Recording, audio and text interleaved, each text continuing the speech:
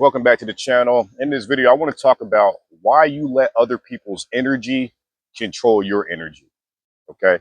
So I'm going to share a little story with you so I can kind of paint this picture for you. All right. And explain exactly what I mean by your energy being controlled by others. So if you're new to the channel, you probably have no idea that I wait tables. This is your first time seeing one of my videos, but I wait tables. I work in the food industry. And yesterday, I was taking the order of these three younger cats, right? Like college kids. I work near this college. It's like a Christian college, and I know it's summertime, and all these kids are like camp counselors and all that. So it was busy, and I just kind of recognized the uh, the type of clientele, if that makes any sense. But I'm sharing this to just say, so it was three younger cats, and I'm not at the table taking their orders. So I want to kind of paint this for you. Like, we do things a little bit differently where I work at. It's like a podium that you would walk up to that you may consider like the host stand. And that's where we take your order and we take your payment. It's kind of like a mom and pop. It's called counter service. If you don't know what that is, you order, you pay first, and then you sit down and eat and you get up and leave whenever you're done. They do a lot of that in this city that I live in. So the three younger dudes came up, and I took the order of the one dude, right? And he ordered this burrito. It's called a big boy burrito. It's like we're like known for it in the community, right? He's like, yeah, I get the big boy burrito. But what I did notice is when he walked up, very spastic energy. And what I mean by spastic is like just kind of antsy all over the place. He's like picking up the menu. He's like fidgety, he's just that dude. I'm like, bro, why are you on 100 already? Your boys over here are super chill, but you're acting like you've had 8 shots of espresso already. Just very, and the way he ordered it was very, I'll take the big boy burrito, slam the menu back down into the basket. I'm just like, what's up with this dude? And so he ordered the burrito, and then he ordered a burrito and a chocolate milk. Okay. And so I get to his friend, start taking his order. And his friend's like, yo, I get the 2-egg classic. Can I get my eggs over easy? And the initial friend hears this and he goes, oh, yeah, yeah. Can I get my eggs over easy too? And I was like, in the burrito? Because the burrito does come with eggs, but it has scrambled eggs in it. So I was just clarifying. I was like, you want easy eggs in the burrito? Because I do hear this at times. Some people do want easy eggs, which is going to run all over the place if you've never had an over easy egg. The yolk is going to run all over the place. So I asked him, I was like, you want an over easy in your burrito? He's like, I wanted the bowl. And what he's talking about is a breakfast bowl that we have. And it's right next to the big boy burrito in the menu. So he goes, I wanted the bowl. I was like, you wanted the bowl? I was like, oh, okay, man. You said a burrito. He's like, no, I didn't. And then his friend chimes in. He goes, yes, you did. He said, you definitely ordered a big boy burrito. And his other friend, there's 2 of them. There's 3 altogether. And his other 2 buddies are like, he's like, bro, you definitely ordered a big boy burrito. He's like, what's wrong with you, dude? He's like, well, whatever, man. Like, the bowl's the same. He's like, it's the same price, man. And I'm like, no, it ain't, man. I'm like, the bowl is a little bit more than the burrito. I'm trying to explain this. And throughout this whole interaction, I feel myself not starting to rev up from anger, but I could feel myself come online as far as my nervous system. It's almost like his energy was like, it kind of activated me in a way. And I recognized it. So we're having this little back and forth. And he's like, oh, it's the same price, ain't it? Et cetera, et cetera. I'm like, nah, bro, it's actually not the same price. He's like, wait, what did he say to me? He was like, well, I paid $18. Or I'm like, bro, you got a chocolate milk with it. You know what I'm saying? So that kind of upped the price. There's a little confusion with me and him, what me and him were talking about, right? That doesn't even matter what I'm sharing with you right then.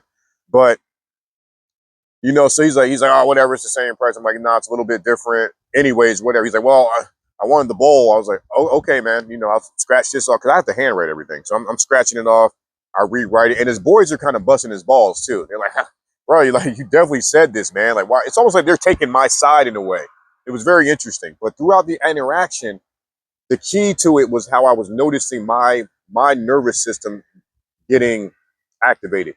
I noticed his energy was kind of affecting my energy, not in a negative way necessarily, but this is the key point that I want to take away from this that I want to share with you so that you can start to recognize this in your day-to-day life too. When somebody else's energy, how they're speaking, how they're moving, how it may kind of, I don't want to say trigger you because I feel like that's a bit extreme, but how it can like wake you up in a way where you might be like, oh shit, this person's energy, attitude, how they are in this moment, how it's affecting me in this moment. And this happens to a lot of us, and it happens so fast to a lot of us that we're not even able to catch it in day-to-day moments.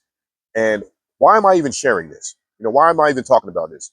The reason I'm sharing this is because if you're not able to catch when your nervous system gets activated, or when you shift, when somebody says something to you and it creates that shift within you internally, when you're not able to catch that, man, your life will be run by moments that are kind of being dictated by other people. If this makes sense, all right? I'm gonna kind of break it down here.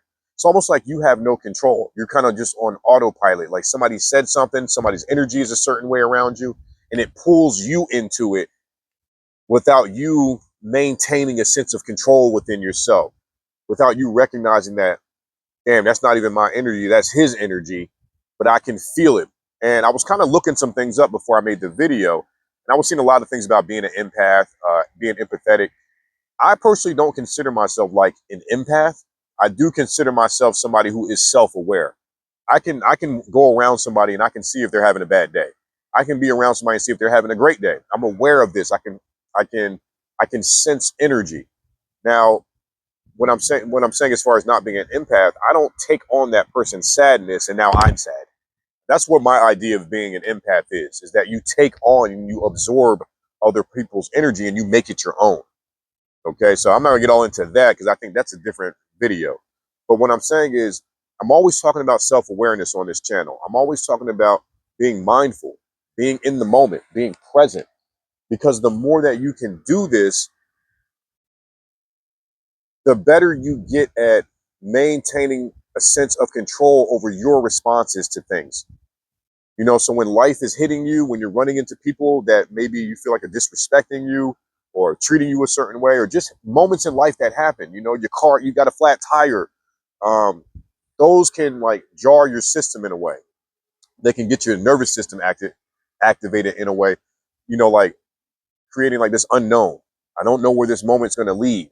Like when I was interacting with the young cat, taking his order, it's almost like I came online like, am I going to have to go back and forth with this dude in a way? Not that I can't handle it. It's definitely going to be handled. It's going to be handled in a professional, courteous way.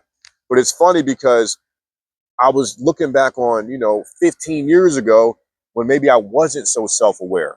Maybe I didn't have this level of like emotional maturity, and how those moments where you're interacting with somebody and you get activated, how they can easily turn into something bigger than they need to be. How it can lead into a back and forth. It can lead into like a dispute. Now, before you know it, you're in conflict with somebody. And because you don't know how to catch it, because you lack that awareness of when your body is shifting, or not when your body is shifting, of when your like internal state. Like maybe you're like cool, you're happy, you're having a good moment, but then somebody said something to you and it shifted your internal state. Being able to recognize that, is a gift that you can give yourself. Because like I said, the better you get at recognizing that, the more control you have over your choices in life, man. They're not so knee jerk. They're not so, oh, you said this, I need to react this way. Oh, F you. Like, no, you have more, there's more space that is created between what somebody says or does and how you respond. There's a space in between here that you learn to kind of dance within. And that space can be uncomfortable. It can be a space of discomfort because you're activated, they might be activated and they don't even know it, but you're aware of it. So there's a space there where it's like, damn, I feel that person's nervous energy. They're like all over the place. Like, why can't you just sit still? And it's just becoming more aware. It's just being able to notice these things. That's what I've learned a lot more about life too. It's important to be able to just notice. Notice when you shift. Notice when somebody says something to you that kind of knocks you off your square for a second, Notice, but don't react. That's the key. You don't have to always react to everything. Okay? Like, not everything requires some over the top, I need to put you in your place type of reaction. Even though we may feel it strongly internally. Now, look, that's not to say that sometimes you may have to check somebody respectfully. You know what I mean? With some courteousness. I don't know, not even a word, I don't think. But You might have to check somebody respectfully, but more often than not, you're going to overreact if you don't work on the ability to be able to slow down a bit, process what is happening in the moment, gauge yourself a bit better. Gauge, like, damn, am I on 10 already? I felt like I was just on a 2 when I walked up here and interacted with this person. Now I'm on an 8. How did that happen? You know, being more aware of those stories that are happening in your head. Be more aware of, like, I can't say it enough, but be more aware of the shift that happens within you. That's what I had to learn in my life. And once I learned this, man, it really allowed my life to be more smoother, you know? And before I go any deeper, man, if you're getting any value out of this video so far, please smash the like button, okay? It really helps. Also, don't forget to subscribe to the channel so you know when I make more videos just like this. And also, if you want to dive deeper into this, if you want to understand yourself a bit deeper, if you want to understand why you react to things and how to stop overreacting to things and gain more control over yourself, learn how to live more in integrity, man. Stop getting knocked off your square so easily. Stop letting every moment feel like disrespect and like it's so heavy. If you want to have more control over yourself, then book a one-on-one call with me, okay? I used to struggle with this stuff myself as well, too, okay?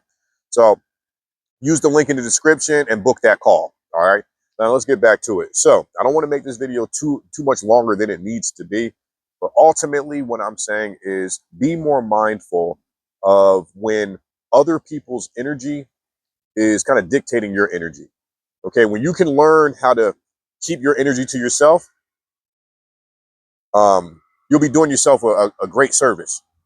And also not just keeping your energy to yourself, but becoming more aware of other people's energy around you. That's what like emotional maturity is too. It's emotional intelligence. That's what that is, man. It's being aware of the room you're in. Be aware of the crowds you're around. And that's not to say overanalyze, overthink, ruminate. Oh, did they say this? They said it that way. To the point where you can't even live. You can't even breathe. You're in stuck mode. I ain't saying to let it get to that point. What I'm saying is just start to notice. And the more that you can start to notice, the better you'll get at being able to adapt and be more flexible at certain situations. You'll start to teach yourself how to be more comfortable with discomfort, how to sit within things. Like, yeah, that feels a little off, but I know how to take deep breaths and get myself back grounded, get myself back to zero so that the moment doesn't have to be so loud and in my face and I have to have this reaction to it. That's what causes us a lot of problems in our life as men, as women, as humans overall. Okay, so I just wanted to make this quick video. I hope that this resonated. Hope that it resonated with you. If it did, leave me some comments below. Let me know if you've experienced anything like this, if you've been able to notice when things shift within you. All right, let's get a conversation going. That's all I got for you in this video. If you enjoyed this one, make sure you check out this video on the screen. YouTube thinks you'll like this one too, and I'll see you on the next one. Peace.